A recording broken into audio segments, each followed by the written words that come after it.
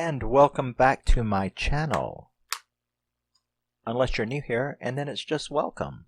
My name is Rusty, and this is my channel where I talk about my favorite movies, mostly horror, and my favorite music, mostly metal. And we are on day 2 of my Slasher Fest. And as you could see from the title, we are going to talk about a little indie slasher called Don't Panic.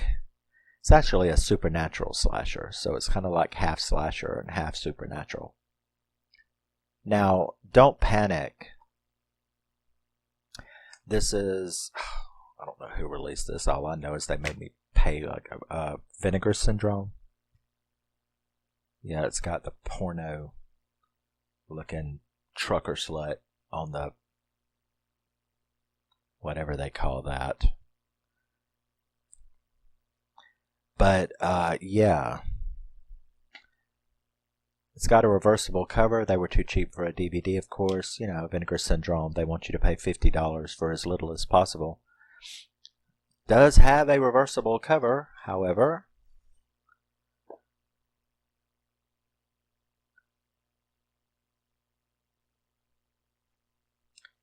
And, yes.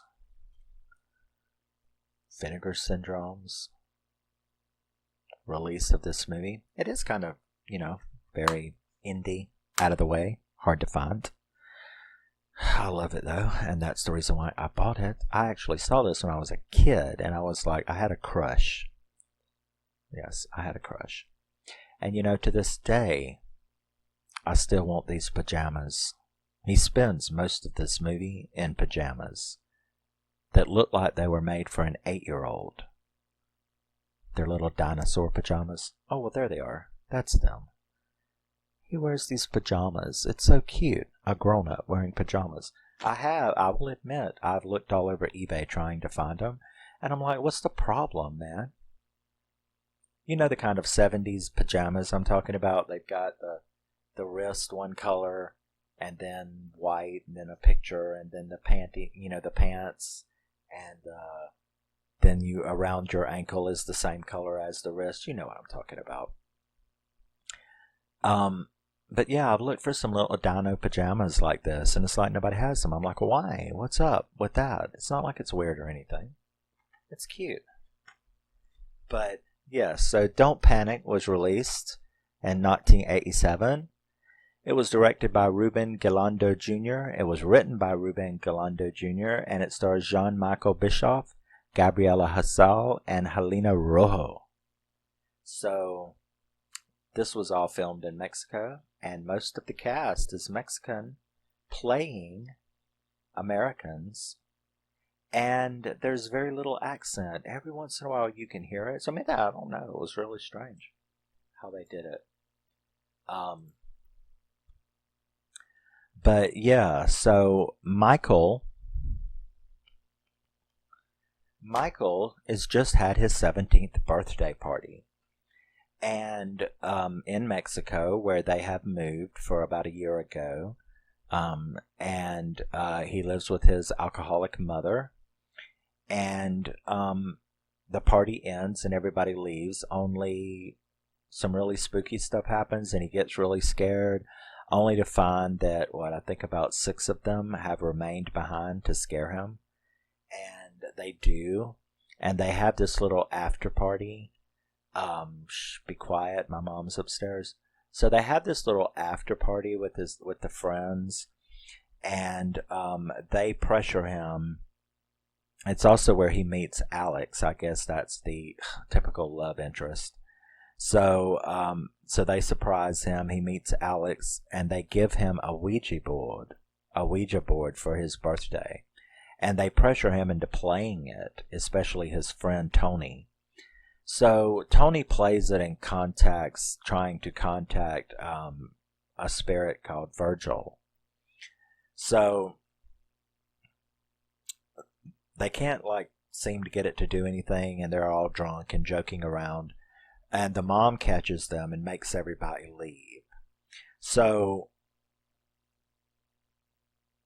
the next day, Michael and Alex, he gets her to skip school with him. And this is where I know this is going to be rude, but it is my channel. And him and Alex skip school, and they go do little things around town. And I noticed, well, I kind of noticed when I first saw her, but like out in the daylight, this girl, I mean, I guess she's pretty, but Jesus Christ, she has a unibrow. I'm like, I'm not talking like a hair or two. I'm talking she has a full-blown unibrow. Like, all the way across. And I'm like, is this a werewolf movie? This should be a werewolf movie. I mean, she could play a werewolf. I mean, like I said, I know that's mean, but good God, have mercy. Have you ever heard of an electrolysis? You know, a little zapping right here will take care of that problem for you. But, so after that, Alex goes over to Tony's place. They're sort of like best friends. And Tony apologizes for his drunken behavior and stuff like that. And Mike, you know, tells him about Alex and, you know, it's just normal stuff. So that night, though, Mike begins having nightmares. And this is where we are introduced to the dino pajamas, which I adore in this movie. And like I said, pretty much from this point on, you never see him in nothing else until the last 10 minutes of the movie. He just, like, everything happens and he's wearing these pajamas and barefoot as well. No, he puts on some trainers, but when he's not wearing the trainer, he's pretty much barefoot through this whole movie. So it's kind of interesting. Very interesting, you know. I'm like, I've never seen that before. And I still have never seen that before, where a character just wears pajamas through the whole movie. A guy wearing 8-year-old dino pajamas. It's cool. It's interesting. So we see Alex the next day at school, and he sees, Michael sees her with another guy, and you have this little, oh, I brought you a rose and now I'm a sad boy, you know, and she's like, he's just an asshole friend of mine, you know. Now, John is the brother of one of the girls that was at the after party, because there was like 3 girls and 3 boys. So, Christy was her name. So John is actually her brother. So that night, you know, Alex is starting to have nightmares, and they're pretty good effects. This, of course, is the 80s. There's no... Is there any CGI in this? I don't think so. I don't think indies could afford CGI, but that's okay. They did good making do. So he's having these nightmares. Oh wait, there was a couple of CGI scenes, but they're actually very good. They don't have anything with any of the kills or anything like that. It's just this little effect that they do. I'll talk about it. But so he begins to have these nightmares, and in this first nightmare, he sees Debbie. That's one of the girls at the party. He sees her being brutally murdered, slashed, you know, and his eyes are like blazing red. So that's sort of like the catch of this movie, when his eyes go red. It's like that Chevelle song. But when his eyes go red, it's actually, he's like connected, and he's basically seeing through the killer, this demon zombie like thing. And he's actually seeing through that killer. Virgil is who he's seeing through. Because they actually did. Virgil got summoned. That's the point of this movie. So, they make he sees Debbie killed. He sees a vision. This is the only CGI in the movie. The next morning, you know, because he doesn't really understand what happened. He just had this horrible nightmare and vision, and made it to the sink and got water on him, his face, and his eyes were still like red though, and So his mom was like, that morning, she's like, what's up with the sunglasses in the house? you know, and he makes up an excuse and he even goes to school wearing them. But while they're sitting there at the table, he sees the TV. She can't see it, but the TV turns into static, and this face, like Nightmare on Elm Street, through the wall, and the like face comes out of the wall, or the shape of a face.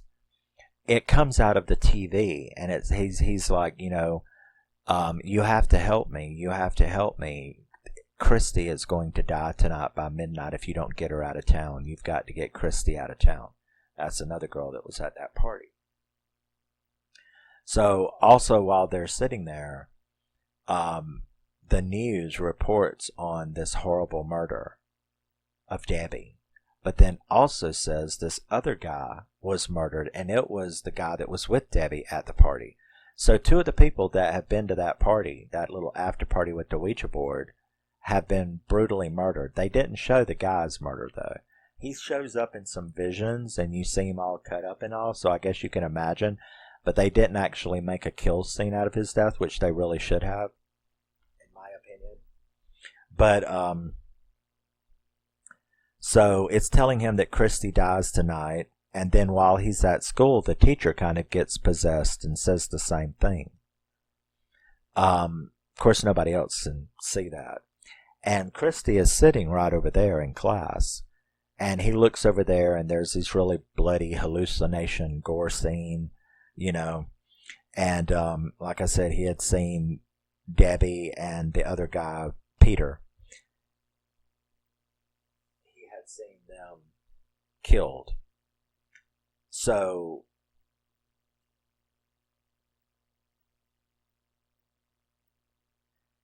I swear I heard a car outside. But both were at the party, and so he tries to get to Christy, right, in his pajamas. Because, he starts having the vision. So he tries to get to Christy in his pajamas at the hospital. And he goes there, and like they don't want to let him in, but he gets in. Now, first he had went to John's house, and it's like, I've got to talk to your sister. And he's like, he's at work. You're a dick. Stay away from her. Stay away from me. Doing that kind of thing. So he goes to the hospital, and he tries to get to Christy. Now, the whole time he keeps having these visions, seeing, and he sees the killer getting closer and closer to her. She's up in the lab. So they end up, this lady calls security. The security guards come and trap him and won't let him go. And he tries to tell them something bad's going to happen. You've got to go. If you're going to fuck with me, at least go check on her. So the security guard starts to do that, but then the nurse aggravates him and is like, what are you doing? Get this asshole out of here. So it's too late. Christy gets all cut up, and a couple of nurses find her, and she is stabbed 550 times. It was a pretty interesting thing. So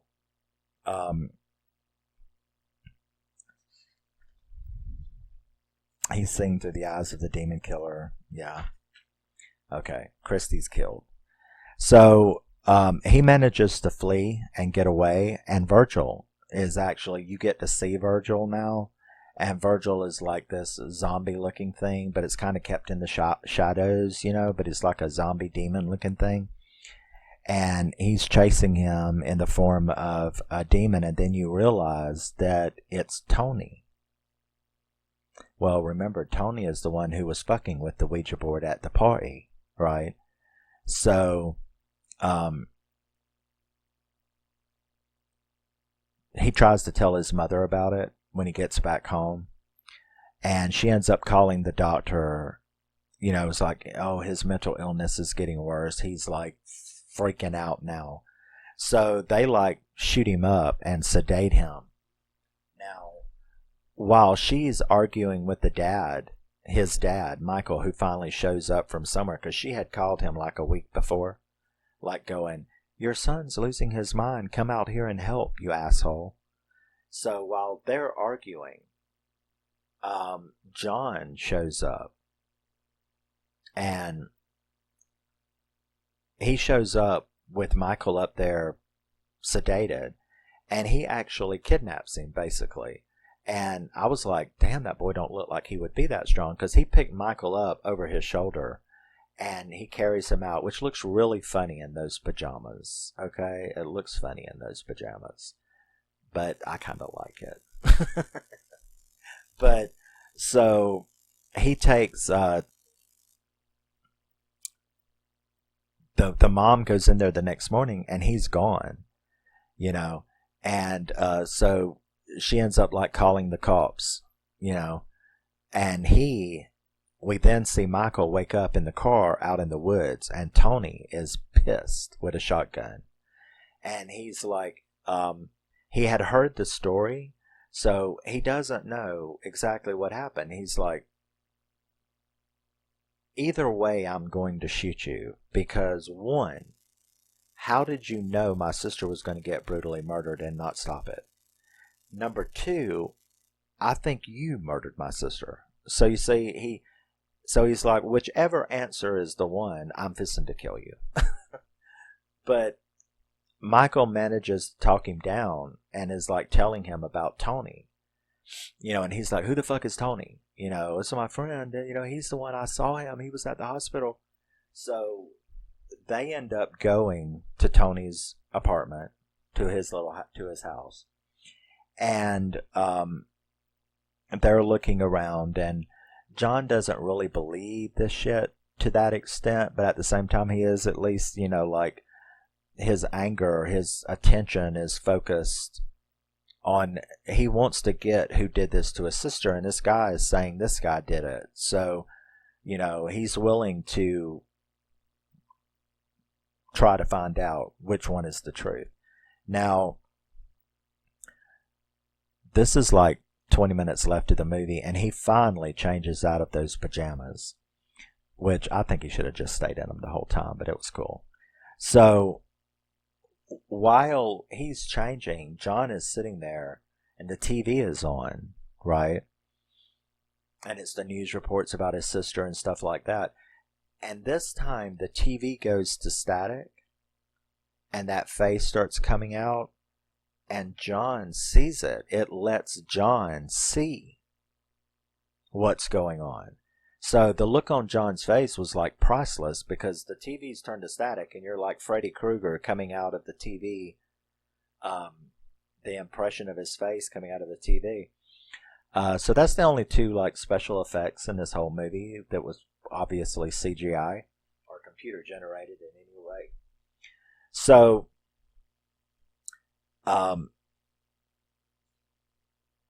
John is pretty freaked out.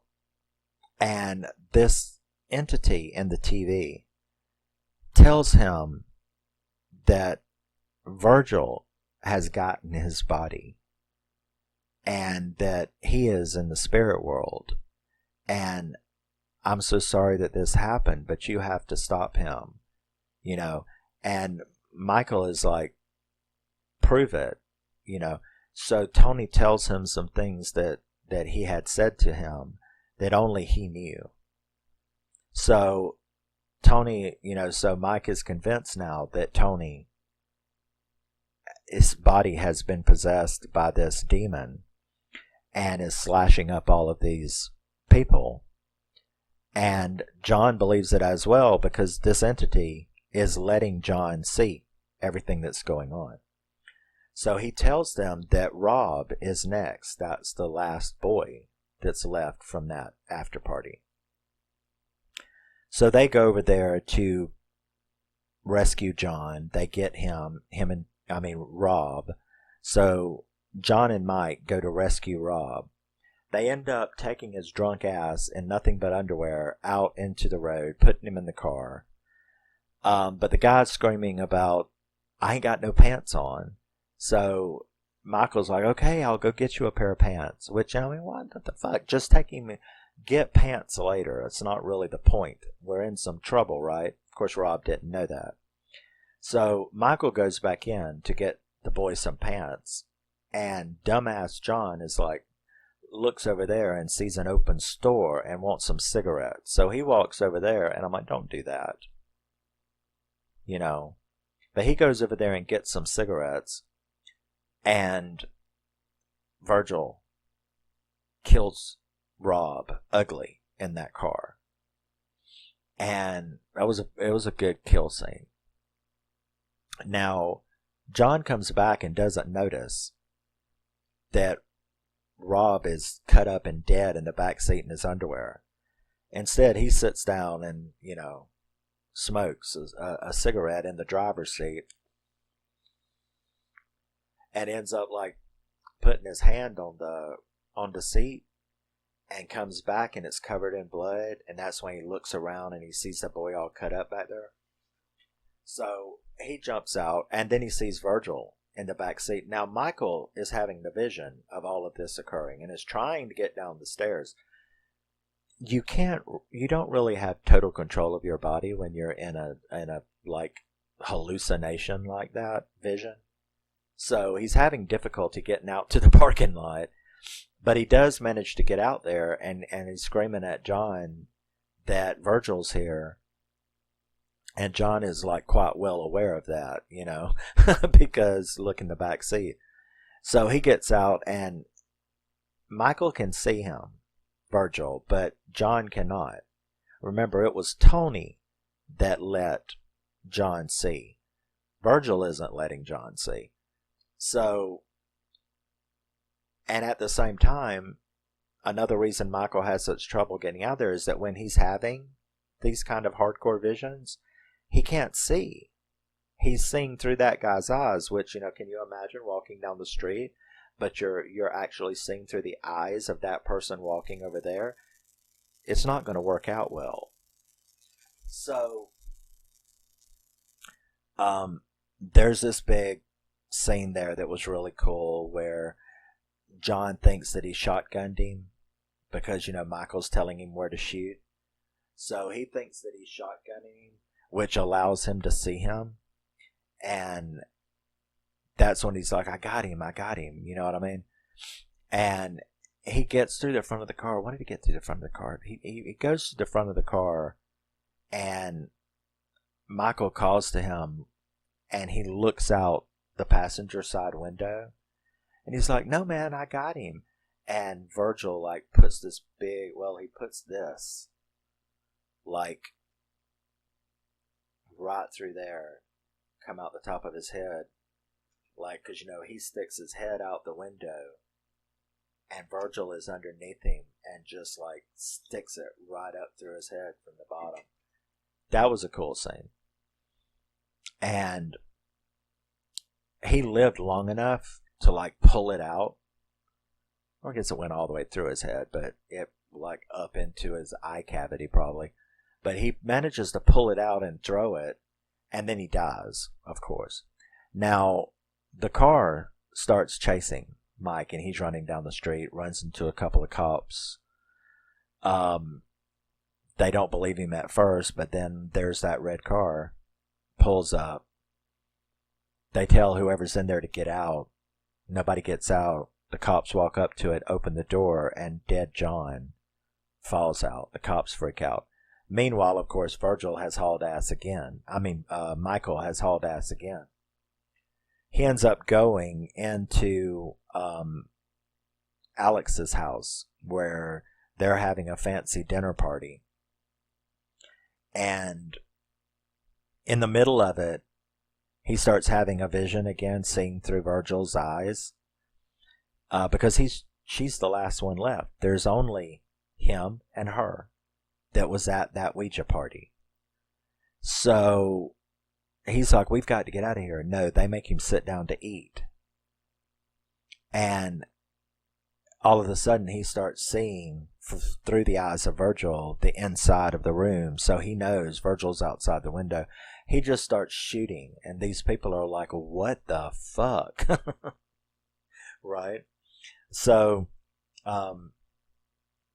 he grabs her, and they go and jump in a car, and they take off, and he tells her about Tony being possessed and that they're the only two left from the Ouija party. And they go back to that area looking for the knife because that's what Tony had told him. You know, he told him to find his body, find Virgil, and stab him with that knife. Get the knife from him and stab him.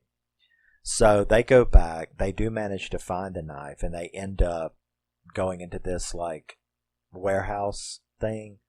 Large machinery warehouse, like where they put cars together or something. And he tells her to go, to run, because he is not going to run anymore. He's going to stop and face off with Virgil because this is the only way to stop this, right? So he faces off with Virgil, and it's pretty cool. There's some pretty cool scenes in it. He comes up with the idea after they beat the shit out of each other for a while.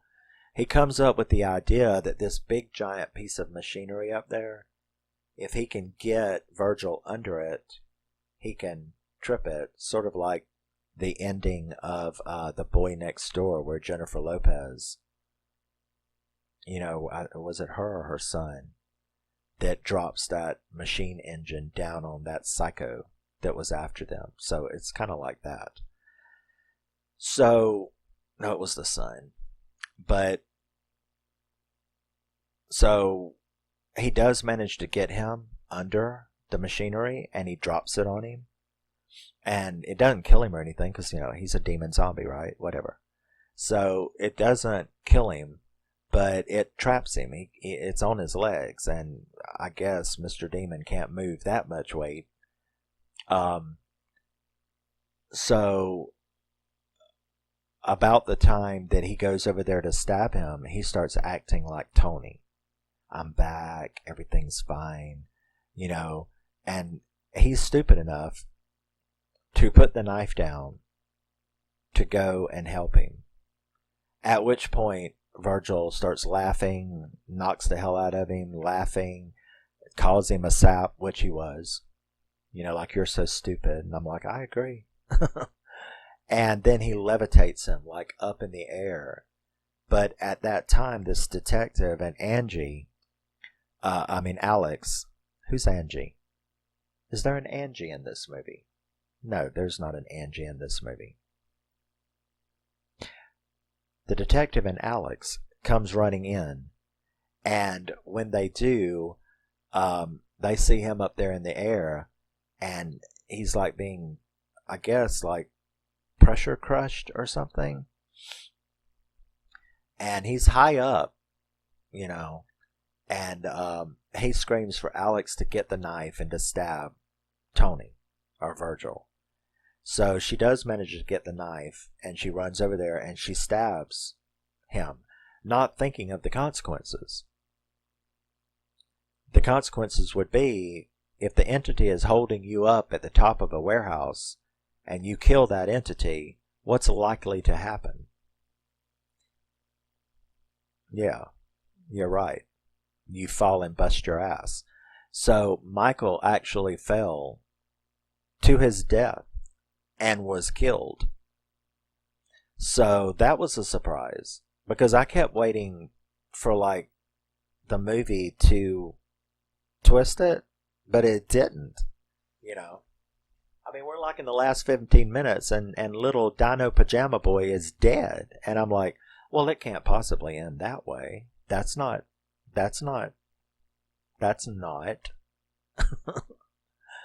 And yet, so, like, the next scene, I was like, okay, well, he's fixing to, like, go.